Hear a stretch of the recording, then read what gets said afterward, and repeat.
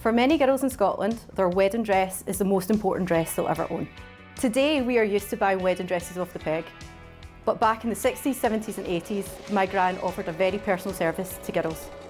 For many working class people, the price of a wedding dress was unreachable. But if you lived in the Gorbals, there was one person you would go and visit, my gran Betty. Hey little sister, what have you done? Hey little sister, who's the only one? Hey little sister. The first wedding dress my gran made was in 1976 for Una McCall. She charged £50 for designing and making the dress, and even for arranging the flowers. Over 40 years, my gran Betty made hundreds of dresses for special occasions.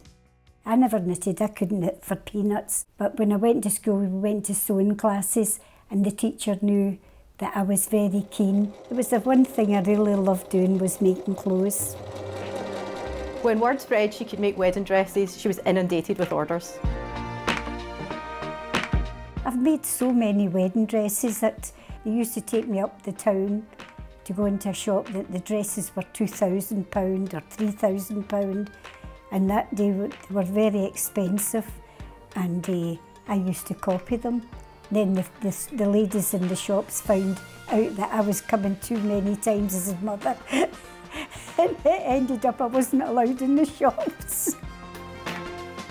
In Glasgow especially, with such a huge variety of department stores which had been in existence since the 19th century, most of those department stores did have haberdashery departments. So you could walk into any of them and be able to get the accoutrements for a new dress or a new outfit on a Saturday afternoon relatively cheaply. So I think that that probably had a lot to do with why people were more increasingly making their own clothes in that post-war period. That kind of baby boomer post-war generation of young girls who had really seen clothes being made out of nothing during the war and translated that inventiveness into their own wardrobes as we go through the 50s and the 60s. So they're applying the skills, the rudimentary probably skills that they were taught in school, and aided by things like, you know, the increasing availability of tabletop sewing machines, paper patterns, haberdashery in department stores, you know, the fantastic new brightly coloured textiles that were becoming available in this period. They are applying the skills that they've learned in school and supplementing them with their own ingenuity and their own imagination. I must have made about 200 to nearly 300 dresses and bridesmaids' dresses. If it came to 100, I was, well, that's too dear, and I would bring down the price. Everybody knew that, I think. You're kind of having that couture experience, but locally, at a price that you can afford. And it's designed in consultation with someone who really understands what you want and makes it a really special experience. It was commonplace for brides to return to my gran with their wedding dress to repurpose it into a christening gown for their firstborn child.